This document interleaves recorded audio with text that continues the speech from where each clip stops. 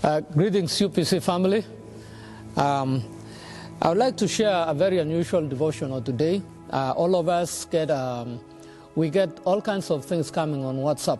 But once in a while, you get something that is so good, and you really want to share with friends or family. But there's something I got this week that I really want to share with you all. And I wanted to be able to share so that I can make some comment instead of just sending it. Someone came up with the meaning of lockdown, and it is too creative and very, very good. Some of you might have already gotten it, but it has what each letter means. So the first one, L, it says, listen to God's voice and reflect. Let go and let God. That is very interesting. This is a time whereby people are not busy. You are home. You are not doing anything. And so it says, listen to God's voice and reflect, not only because you are home, but because God is saying something through this coronavirus. We do not know exactly what it is, but God is speaking. So we actually need to listen to what God is saying. And let us let go of everything else and let God. Let God protect you. So I love that one. Listen to what God is saying. Second is O. Obey God's word and His teaching. This is a time you can reflect on your life and say, have I been obedient to God? Are there things that I have not obeyed God? You can now reflect and see the things that you have failed God. Take time. Obey God right now. Obey His word. Obey His teaching. Are there things that you've not been obedient? This is a time to reflect and ask God, what have I done wrong? Forgive me. So, obey God. C, call on Jesus Christ's name and be calm. Now, I'm not going to read all the passages. I'll actually put on UPC Fellowship WhatsApp so that you can read the passages, but let me go through the key things. Call on Jesus. In one of my devotions recently, I gave a lesson on when the disciples were going on the boat at night, and then the storm came.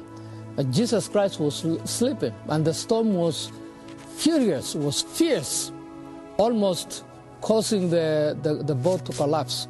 And what they did is they called on Jesus and said, get up, save us because we are dying. This is what this C is saying, call on Jesus. This is a time to call on Jesus. This is how should we respond to coronavirus as believers? Call on Jesus. Call on God to help us during this time. Make a call to Him through prayer. K, know what is the purpose of all this. Now, this is very interesting. You know, God never does something without a purpose. As we said earlier, there's nothing that happens that God is not aware. So coronavirus, He has either allowed it to happen or He has sent it Himself. Either way, He has a purpose.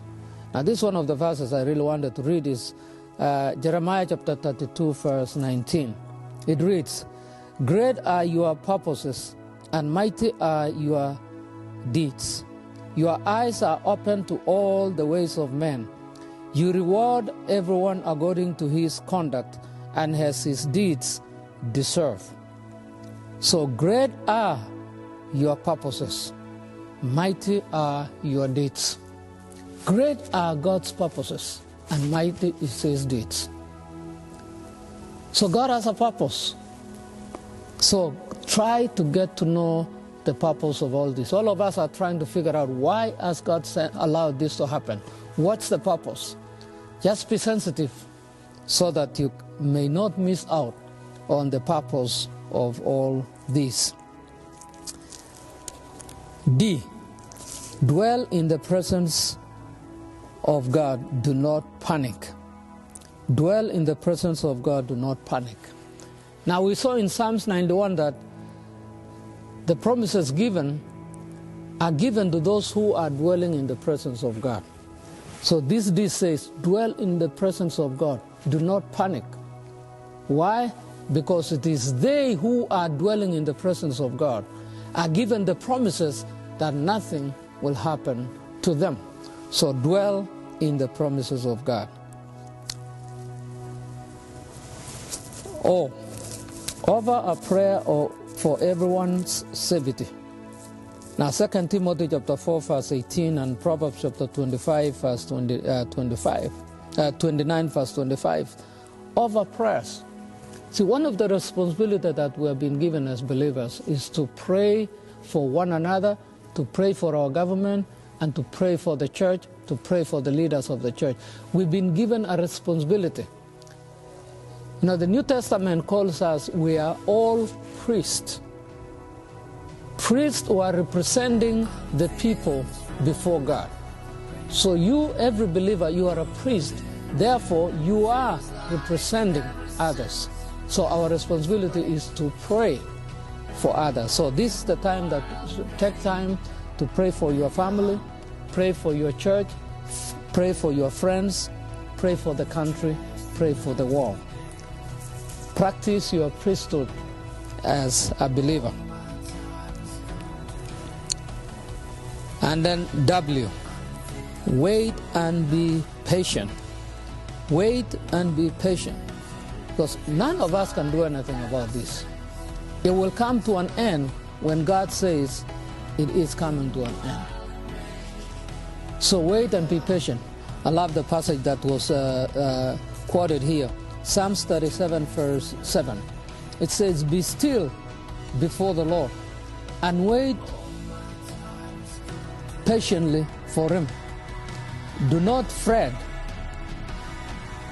when men succeed in their ways, when they carry out their wicked schemes. Be still before the Lord and wait patiently for him. That is what we need to do. Let us wait for the Lord and wait for him patiently to deliver us.